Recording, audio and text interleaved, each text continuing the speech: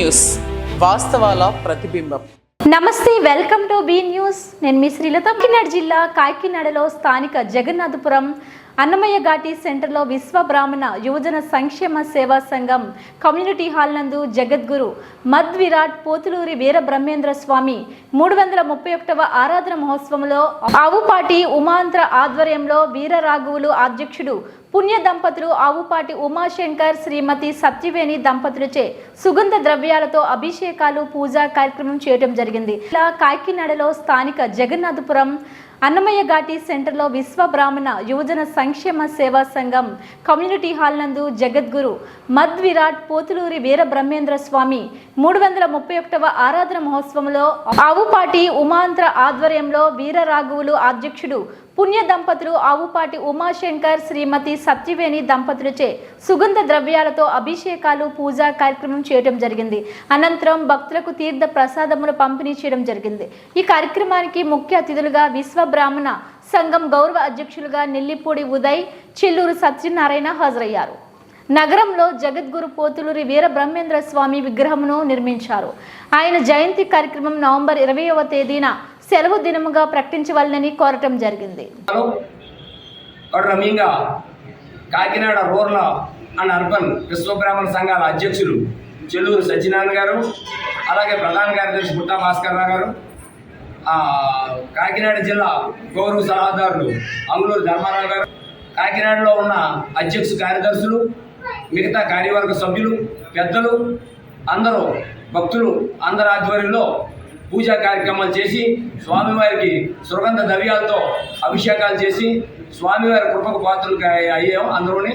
కనుక ఈ స్వామివారికి ఇలాగే నిరంతరం ఒక కులానికి ఒక మతానికి సంబంధించిన వ్యక్తి కాదు, మానవ రూపాన్ని ఎత్తిన సాక్షాత్తు దైవాంశ సంభూతుడు అని రేపు రానున్న కాలంలో శ్రీ మద్విరాట్ పోతులూరి వీరబ్రహ్మ స్వామి వీధిగా ప్రకటించి కాకినాడ నడిగొడ్డులో ఎక్కడో దగ్గర మహానగరంలో ఆయన విగ్రహం చేసి నవంబర్ 20వ తారీఖున ఆయన జయంతి, అలాగే సెప్టెంబర్ 17వ తారీఖు విశ్వకర్మ జయంతి అధికారికంగా ప్రకటించి ఆ విగ్రహావిష్కరణ చేయాలన్నది మా డిమాండు.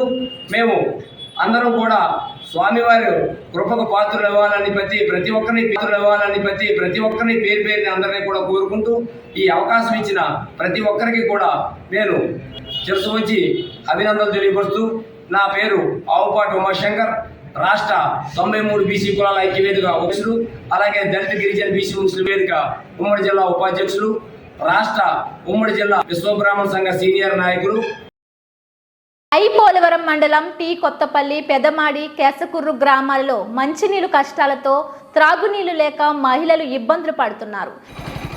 పోలవరం మండలం టీ కొత్తపల్లి, పెదమాడి, కేసకుర్రు గ్రామాలలో మంచినీళ్లు కష్టాలతో త్రాగునీళ్లు లేక మహిళలు ఇబ్బందులు పడుతున్నారు.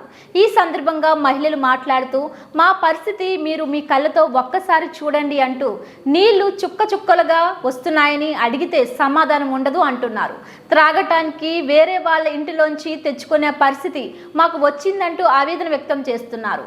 వాటర్ ట్యాంకులు కట్టించినా అందులోంచి వచ్చే నీళ్లు మీరే చూడండి అంటూ మనస్తాపానికి లోనవుతున్నారు. దయచేసి సంబంధిత అధికారులు మా ఊరు వచ్చి మీరే స్వయంగా చూసి మాకు బ్రతకడానికి నీళ్లు ఇప్పించండి అంటూ మహిళలు ఆవేదన వ్యక్తం చేస్తున్నారు.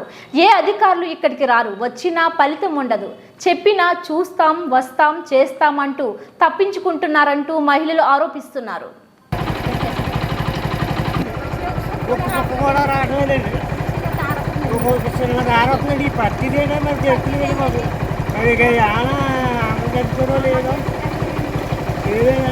వాడుకోవడం కూడా లేవమ్మా, ఆడుకోవడం కూడా లేదండి.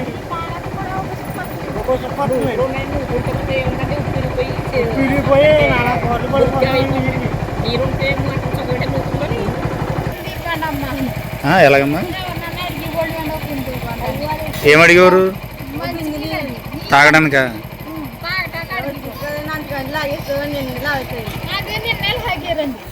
నిన్న దాకా ఉన్నాయండి.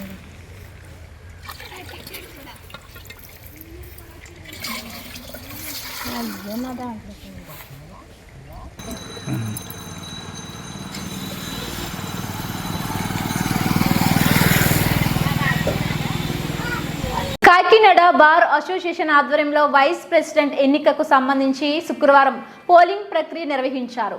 కాకినాడ బార్ అసోసియేషన్లో సుమారు 850 మంది న్యాయవాదులు ఈ పోలింగ్ ప్రక్రియలో తమ ఓటు హక్కును వినియోగించుకున్నారు.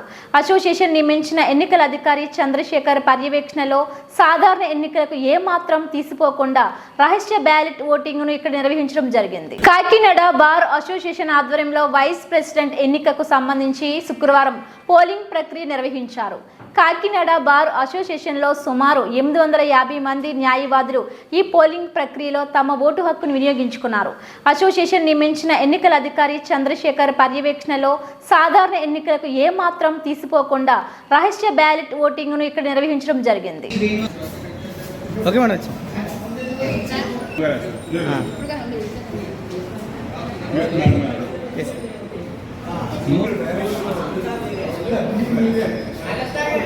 సార్ వేసండి.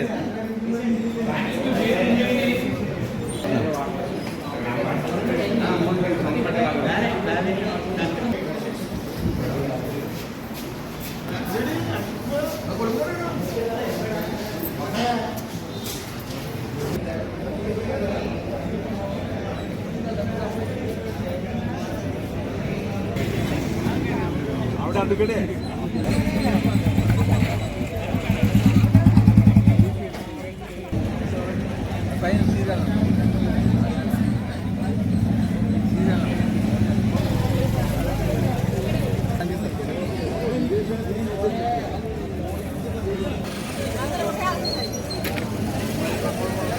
నేను TPR Chandrasekhar advocate Kakinada bar association. నన్ను ఈ సంవత్సరం 24-25 సంవత్సరం తాలూకు బార్ ఎలక్షన్స్ కండక్ట్ చేయడానికి నన్ను చీఫ్ ఎలక్షన్ ఆఫీసర్గా బార్ వారు నియమించారు. దాని ప్రకారం ముందుగా నోటిఫికేషన్ ఇచ్చి 8-9 తారీఖుల్లో నామినేషన్స్ తీసుకున్నాం. 10వ తారీఖున స్క్రూటినీ అయింది. 11 విత్డ్రాలు, 17ని ఈరోజు ఎలక్షన్స్. మొత్తం ఓటర్లు 980. మన బార్కి ఎగ్జిక్యూటివ్ కమిటీకి మొత్తం 15 మెంబర్లు ఉండగా అందులో 14 మంది యునానిమస్గా ఆల్రెడీ ఎలక్ట్ అయిపోయారు. వాళ్ళకేం పోటీ లేదు. ఈ వైస్ ప్రెసిడెంట్కి మాత్రం 2 అభ్యర్థులు నామినేషన్ వేసినందువల్ల బార్ కోసం ఈ రోజుని ఈ ఓటింగ్ జరుపుకోవాల్సి వస్తుంది. పొద్దున్న 9 గంటల నుంచి మొదలుపెట్టాం. ఇప్పటికి 450 మంది ఓటు హక్కును వినియోగించినారు. ప్రతి ఓటరు కూడా వచ్చినప్పుడు వాళ్ళ ఐడి కార్డు, బార్ కౌన్సిల్ ఇచ్చింది కానీ మన బార్ అసోసియేషన్ ఇచ్చింది కానీ ఐడి కార్డు పట్టుకోవాలి. లోపలికి సెల్ ఫోన్లు అయ్యి అలౌ చేయం. ఇది సాయంత్రం 5 గంటల వరకు జరుగుతుంది. సాయంత్రం 5 గంటలు అయిన తర్వాత 5:30కి కౌంటింగ్ మొదలుపెట్టి వెంటనే ఈ రిజల్ట్ కూడా చెప్పేస్తాం. రిజల్ట్ అయిన తర్వాత ఈ నెగ్గిన 15 మందికి సర్టిఫికేట్లు ఇవ్వడం, వాళ్ళని ఎలక్ట్ అయినట్టుగా డిక్లేర్ చేయడం జరుగుతుంది.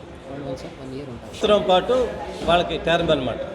31 మార్చ్ 2025 వరకు ఈ టర్మ్ ఉంటుంది.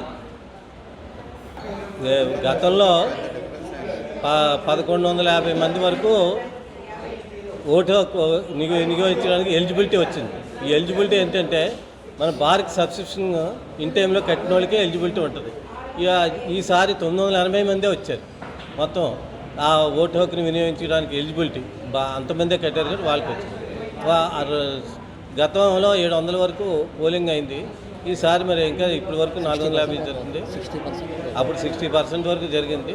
ఇప్పుడు ఎంతవరకు జరుగుతుంది సాయంత్రం 5 గంటలకు కానీ మనకి తెలియదు.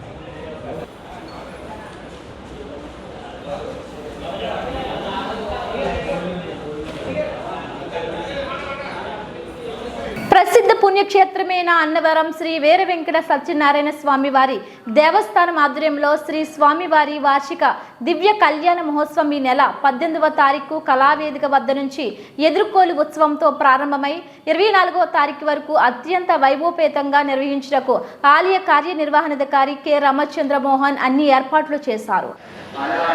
ప్రసిద్ధ పుణ్యక్షేత్రమైన అన్నవరం శ్రీ వీర వెంకట సత్యనారాయణ స్వామి వారి దేవస్థానం ఆధ్వర్యంలో శ్రీ స్వామివారి వార్షిక వార్షిక దివ్య కళ్యాణ మహోత్సవం ఈ నెల 18వ తారీఖు కళావేదిక వద్ద నుంచి ఎదుర్కోలు ఉత్సవంతో ప్రారంభమై 24వ తారీఖు వరకు అత్యంత వైభవపేతంగా నిర్వహించుటకు ఆలయ కార్యనిర్వహణాధికారి కె రామచంద్ర మోహన్ అన్ని ఏర్పాట్లు చేశారు.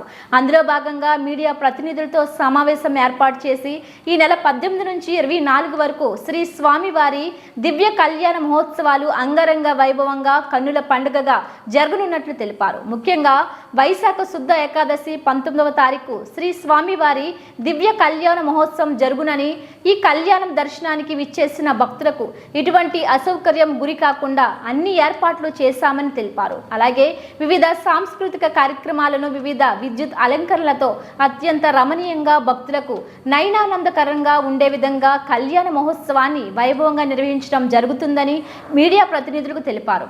ఈ కార్యక్రమంలో ఆలయ కార్యనిర్వహణాధికారి కె రామచంద్ర మోహన్, ఉన్నతాధికారులు తదితరులు పాల్గొన్నారు.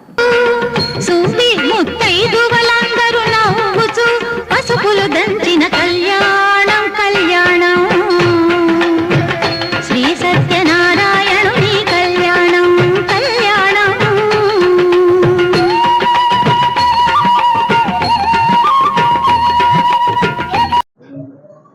18వ తేదీ సోమవారి ఎదుర్కోలు ఉత్సవంతో ఈ ఉత్సవాలు ప్రారంభమవుతాయి.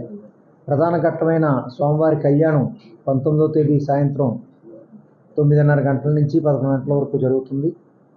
23వ తేదీన శ్రీచక్ర స్నానం, 24వ తేదీన శ్రీ పుష్పయాగం జరగనున్నాయి. ఇవి ఈ ఉత్సవాల్లో ప్రధాన ఘట్టాలు. ఈ సందర్భంగా పెద్ద ఎత్తున వచ్చే భక్తులను దృష్టిలో పెట్టుకుని అన్ని సౌకర్యాలు కూడా ప్రత్యేకంగా ఏర్పాటు చేయడం జరుగుతుంది. మంచినీటి వసతి కానీ, రవాణా సదుపాయం కానీ, అదేవిధంగా భక్తులందరూ వీక్షించడానికి అనువుగా కళ్యాణం సమయంలో LED స్క్రీన్లు ఏర్పాటు చేయడం కానీ, భక్తులకు సుమారు 10,000 ప్యాకెట్లు భక్తులకు తలంబ్రాలు ఉచితంగా పంచడానికి తగిన కౌంటర్లు కూడా ఏర్పాటు చేయడం జరుగుతుంది. అదేవిధంగా అన్ని రోజులు కూడా సాయంత్రం కొండ దిగువన గ్రామోత్సవాలు జరగనున్నాయి. ఆ గ్రామోత్సవాల్లో ప్రధాన ఆకర్షణగా మొదటిసారిగా ఈసారి కొత్తగా నిర్మాణం చేసిన స్వామివారి రథంతో రథోత్సవం జరపనున్నాం 22వ తేదీ సాయంత్రం.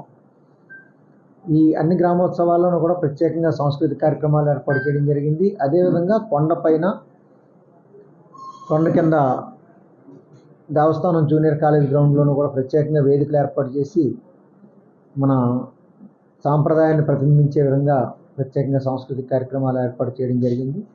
ప్రత్యేకంగా కళ్యాణ ఘట్టం కోసం ప్రత్యేకంగా విద్యుత్ అలంకరణ, పుష్పాలంకరణ కూడా వైభవపేతంగా చేయబోతున్నాం. అదేవిధంగా మంచినీటి వసతి, పారిశుద్ధ్య వసతి కూడా ప్రత్యేకంగా చేస్తూ ఉన్నాం. ఈ ఏర్పాట్లో దేవస్థానంతో పాటుగా రెవెన్యూ, పోలీస్, గ్రామ పంచాయతీ, అదేవిధంగా electricity department, fire services department, medical and health, ఇలా అన్ని డిపార్ట్మెంట్లు కూడా తమ వంతు పాత్ర పోషిస్తూ ఉన్నాయి. అన్ని డిపార్ట్మెంట్లు సమన్వయంతో ఈ కార్యక్రమాన్ని విజయవంతంగా నిర్వహించడానికి అన్ని ఏర్పాట్లు చేయడం జరిగింది. ఈ బులెటిన్ అప్డేట్స్ మరిన్ని వార్తా విశేషాలతో మళ్ళీ కలుద్దాం. అంతవరకు సెలవు, నమస్కారం.